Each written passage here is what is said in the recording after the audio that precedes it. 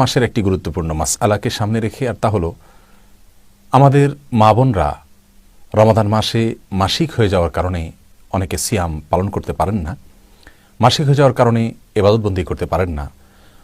তো বিভিন্ন রকমের ঔষধ ব্যবহার করে মাসিককে বিলম্ব করে তারা রমজান মাসে ইবাদত করতে চান, সিয়াম পালন করতে চান, সালাত আদায় করতে চান। এটা ইসলামী শরীয়তের দৃষ্টিকোণ থেকে জায়েজ আছে কিনা, এই প্রশ্নের উত্তরে বলবো যে কোরআনে কারিমে আল্লাহ সুবহানাহু ওয়া তাআলা মৌলিকভাবে একটি বিধান দিয়েছেন। তা হলো আল্লাহ সুবহানাহু ওয়া তাআলা বলেছেন, ওয়ালা তুলকু বিআইদিকুম ইলা তাহলুকা, অর্থাৎ তোমরা নিজেদেরকে নিজেরা ক্ষতির দিকে ঠেলে দিও না। সূরা বাকারার এই 195 নম্বর আয়াতে আল্লাহ সুবহানাহু ওয়া তাআলা যে নির্দেশ দিয়েছেন সেটি কিন্তু ব্যাপক, অর্থাৎ কোনো অবস্থাতেই একজন মুসলিমের জন্য এমন কোনো ঔষধ বা পানীয় বা এমন কোনো কাজ বা পদক্ষেপ গ্রহণ করা জায়েজ নাই যেটা তার স্বাস্থ্যের জন্য, তার শরীরের জন্য, তার জীবনের জন্য ক্ষতিকর হবে, হুমকির হবে। মা বোনরা রমাদান মাসে ইবাদত বন্দিগি করতে পারেন না, সালাত সিয়াম করতে পারেন না মাসিকের কারণে। যে দিনগুলোতে তিনি মাসিক অবস্থায় আছেন, মাসিক ঋতুতে আছেন, সেই দিনগুলোতে যে ইবাদতবন্দি করতে পারছেন না, তার জন্য আনন্দের বিষয় হলো পুরুষরা এই সময় ইবাদতবন্দি করে বা সুস্থরা এই সময় ইবাদতবন্দি করে যে সওয়াব পাবেন, তিনি না করেও সে পরিমাণ সওয়াব পাবেন। কারণ তার এই অসুস্থতা এটা আল্লাহ সুবহানাহু ওয়া তাআলার পক্ষ থেকে প্রদত্ত, এখানে তার কোনো ত্রুটির কোনো বিষয় নাই।